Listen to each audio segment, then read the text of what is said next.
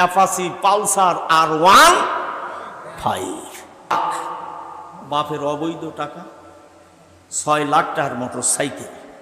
তার বাবই আলাদা, যেমন মোটর সাইকেলের সাইজ তেমন তার ফিগারের সাইজ, তেমন তার পোশাকের সাইজ, তেমন তার মাথার চুল কাটার সাইজ।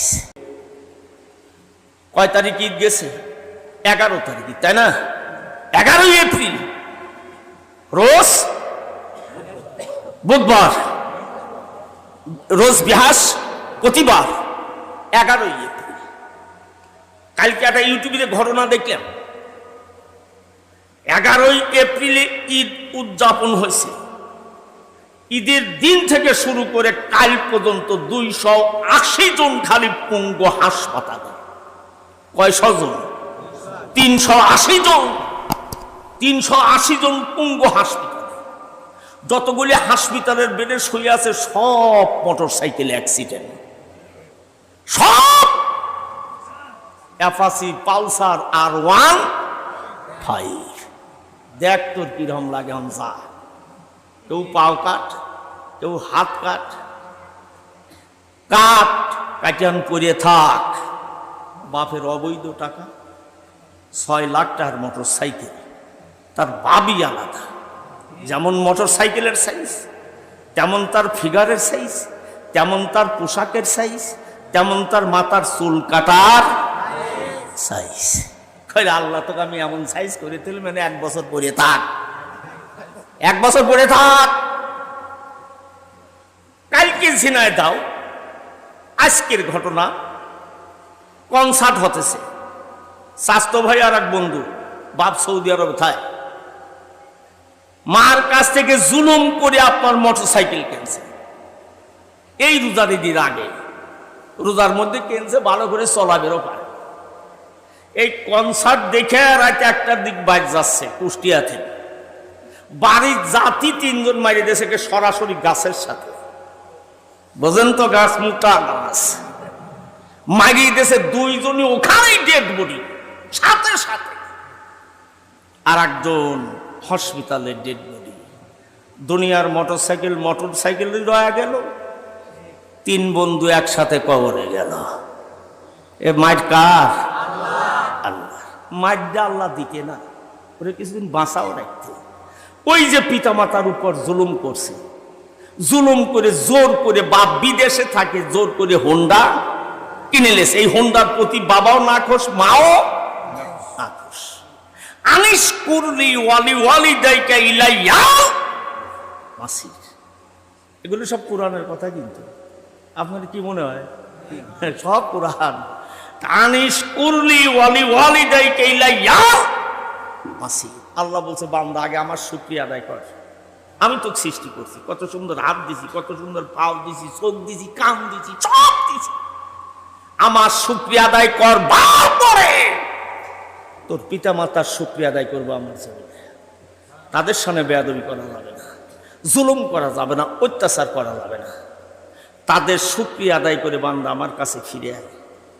তোরা কিন্তু একদিন আমার কাছে ফিরে আসবি। তাহলে আল্লাহর শুকরিয়া, মা বাবার শুকরিয়া আদায় করে আল্লাহর কাছে ফিরে যেতে হবে না? পিতা মাতার যদি করার মানে পিতা মাতার নেক দোয়ায় আল্লাহ আমাকে আপনাকে হায়াত বৃদ্ধি করবে। পিতা মাতার সামনে যদি বেয়াদবি করি, আল্লাহ কুদরতি ক্ষমতা তার হাত দ্বারা ওই বান্দার জীবনের হায়াতকে কেটে দেয়। জোরে বলুন একবার সুবহানাল্লাহ। আমরা অনেক যুবক আছি না, মা বাবার সামনে বেয়াদবি করি না? এ ভাই করেন না? 2 শতক জাগার লেন বাপেক মারতেছি না, মাক মারিয়ে ফেলা দিচ্ছি না। আর একটা ইউটিউবে ঘটনা দেখেন, গাজীপুরীর বাপ পুরীর নিয়ে সন্তান বিছনায় ঘুমিয়ে আছে, ঘুমের ঘরে বসাইছে। একের জলমের মতন যখন মার দিতেছে, যখন রক্ত বের হয়ে আসতেছে, তখন সন্তান বাপকে জড়া ধরছে। বাবা, আমি আর জিন্দিগিটার নেশা করবো না, তুমি আর মাইরো না। বাবার মন উপাত সাইজ করে ফেলাইছে, আমরা যতই কই আমি আর নেশা করবো। বাবার মন নরম হয়ে গেছে, কি করলাম? পরের পরই বাবার ইন্তিকাল করছে। বাবা জেলে যাচ্ছেন আর বলতেছেন, আমার ছেলেকে আমি খুন করবার পরে যদি আমার ফাঁসির মঞ্চেও যদি ঝুলতে হয় তবে আমি আল্লাহর আদালতে আমার জীবনকে আমি ধন্য মনে করি। জোরে বলুন একবার তাহলে ছেলে কি পরিমাণ বাবা কষ্ট দিয়েছে, এই কষ্টের বিনিময় তো বাবা কোরাল হাতে করলে ঘুমের সন্তানকে কুপায়া জীবনের মতন হত্যা করছে। এরকম অবাধ্য হবে না, পিতা মাতার সামনে এনে বেয়াদবি করা যাবে না। আল্লাহ কোরআনে বলছেন উফি ওয়ালা তানহারহুমা, পিতা মাতার সামনে উহু শব্দটুকু উচ্চারণ করা যাবে না।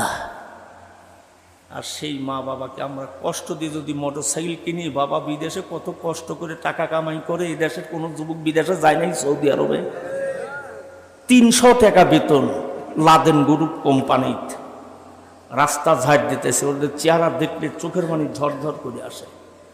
বাজান তোরা বাঁচিস কেবা করে, এই 300 টাকার বেতনে চাকরি করিস, 400-500 রিয়ালের। বলে হুজুর আল্লাহ আমাদের বাসায় এইভাবে, আমরা এই কোটিগুলো রাস্তায় গুছাই, আর আমরা যে বাজারের দোকানগুলি দেখি ওরা আমাদের কিছু হাদিয়া দেয়, এই হাদিয়ার বিনিময়ে আল্লাহ আমাদের এই জীবনটা সৌদির জমিনে বাঁচায় রাখছে। জোরে বলুন একবার সুবহানাল্লাহ। সেই কষ্টের অর্জিত পয়সা দিয়া বাবাক যদি কষ্ট দিয়া, মাক যদি কষ্ট দিয়া একটা কিছু করি, আল্লাহ তো আমার আপনার উপর রাজি খুশি থাকবে না। রাজি খুশি করতে হলে রেজার রব্বি রেজার ওয়ালিদাইন, আল্লাহকে যদি রাজি খুশি করতে পারে, আগে দুনিয়াতে পিতা মাতাকে রাজি খুশি করতে হবে। মা বাবা যদি রাজি খুশি করতে পারেন, আল্লাহ রব্বুল আলামিন আমার আপনার উপর রাজি খুশি হয়ে যাবে। জোরে বলুন একবার।